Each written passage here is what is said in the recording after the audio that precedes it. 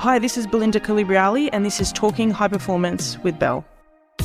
So I'm making this podcast for people who want to live their best life, people who know that there's more in them, but they just don't know how to get it. So there's a gap, something's missing, I'm making it for them.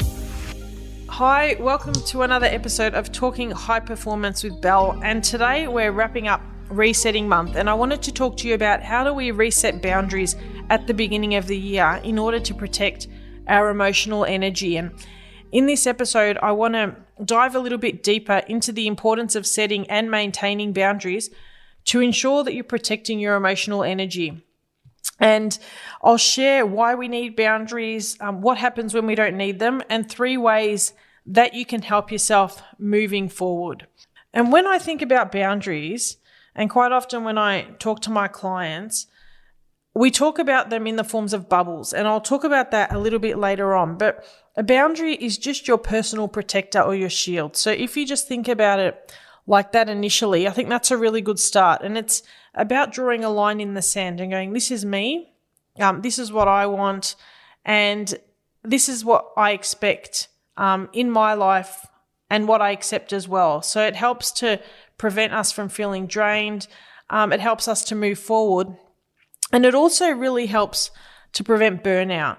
And when we talk about safeguarding our time and our energy and fostering healthy relationships, boundaries are really important. And by setting boundaries and also respecting other people's boundaries, we're not just looking after ourselves, but we're also guiding our interactions and the decisions that we make in a way that aligns with us, and in a way that we can hold what's dear to us a little bit closer.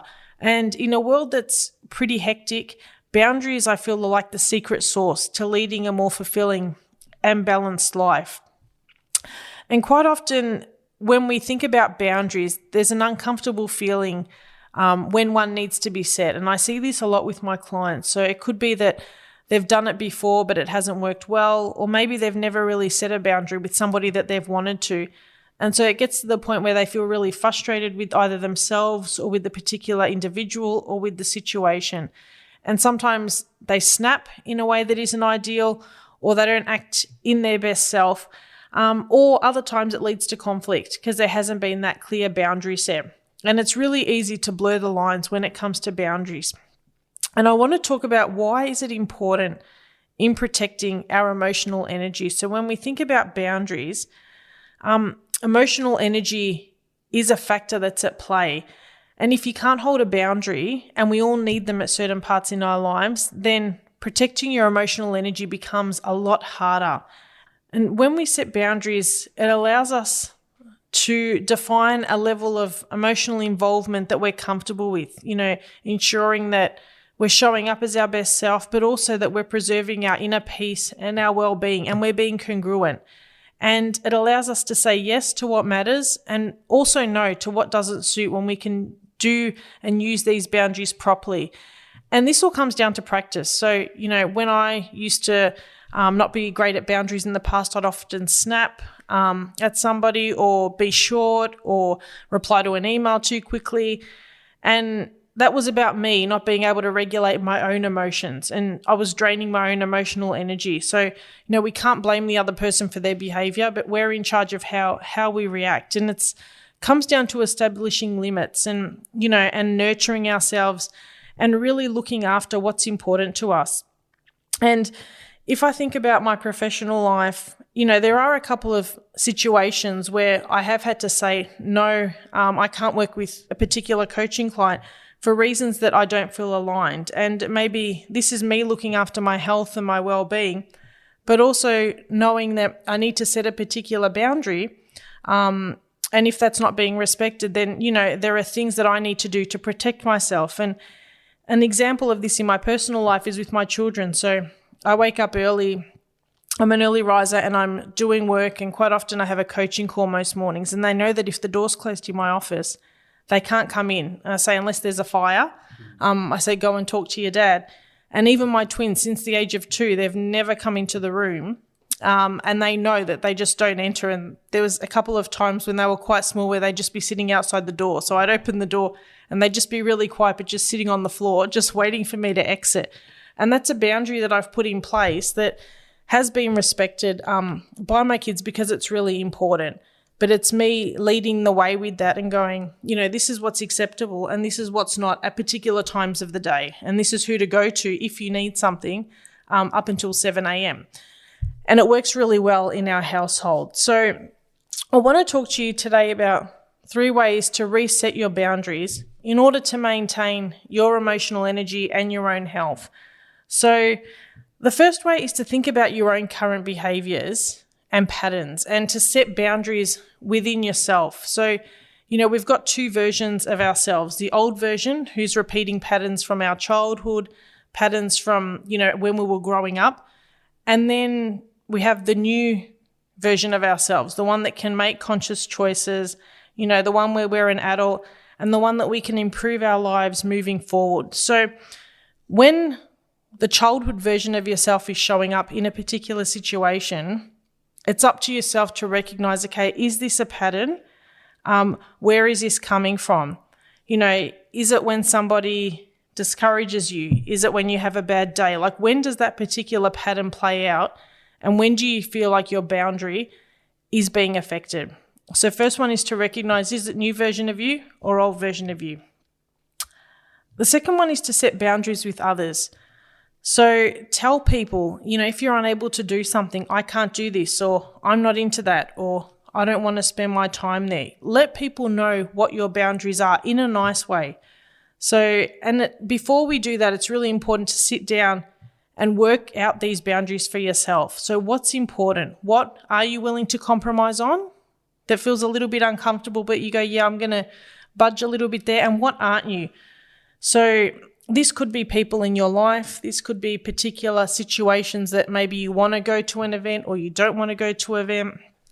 This shows up in all different areas of our lives. And this is another area that's really difficult for my clients at times when they face individuals who are frustrating them and they're unable to know how to set that boundary because maybe the other person doesn't respect that boundary. So you really need to stand firm at times. And it could be a family member and they need to see them regularly.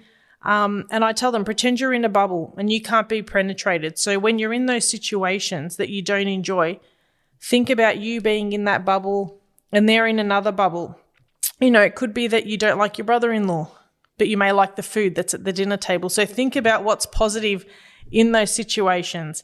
It could be that you don't like your second cousin because they steal the show and hog the conversation, but you're happy that you have other members of your family together. So you have the ability to set that mental boundary and go, this is what I'm going to focus on and this is what I'm going to ignore, and that person can't pop my bubble today. And just going in to that event or going into that situation with that thought process really, really helps. And having that bubble is like having that layer of protection around you. So if it doesn't feel good, that's okay. You don't need to open up. You're protected in your little bubble. So that's point number 2. And point number 3, and this has been a big one for myself over the years, is take the learning that when you're frustrated, you're the one that needs to tweak your boundaries, not the other person. So, whether it's your kids, whether it's co-workers, whether it's family members or friends, when someone steps into your boundary, don't get mad at them. And this was a big one for me that I used to get really annoyed about. It's up to me. I had to tell myself it's up to me to change my expectation, not my expectations, but how I reacted to the situation, and to tweak and to set the boundary. Otherwise, people will just keep doing what they're doing. And same, if I'm frustrating somebody, it's up to them to set the boundary. Otherwise, I might just keep annoying them. So it's up to, us as individuals to go, I'm getting frustrated. Somebody's affecting me. What do I need to do differently in my life? How do I need to improve that boundary? And this is just readjustment and this is just learning. So once you're aware of, where you sit with regards to your boundaries, but also where somebody else's boundary is, it's much, much easier to move forward and reach that next level in your relationship. And at the same time, if somebody's not respecting your boundary, it's much easier to make that decision to go, you know what, this isn't good for me. Maybe I need to look in a different direction. But having that boundary around yourself is all about protecting yourself and going, this is what I need in my life to move me forward. And this is what I need to let go of sometimes as well. And that all has a big impact on our emotional energy. So have a look at your boundaries and think about, where do I need to reset them? How does 2024 need to be different? And what do I need to improve when it comes to boundaries? So thanks for joining me today. And this month has been a big one on resetting. And today we explored a topic that's often overlooked, but it's really important in preserving our emotional energy. So as we stand at the beginning of the new year, whether you're re-entering the workforce or gearing up for another productive year, or you're well and truly into the swing of it by now, think about the boundaries in your life where maybe you're being a bit rigid, but also where you need to stand a little bit firmer. So I hope you're feeling inspired and energized today, and I really look forward to talking to you next month, where we're going to be talking about all things high performance and getting you living that life that you're really passionate about. So until then, live a successful, purposeful and fully charged life. Your coach, Belle.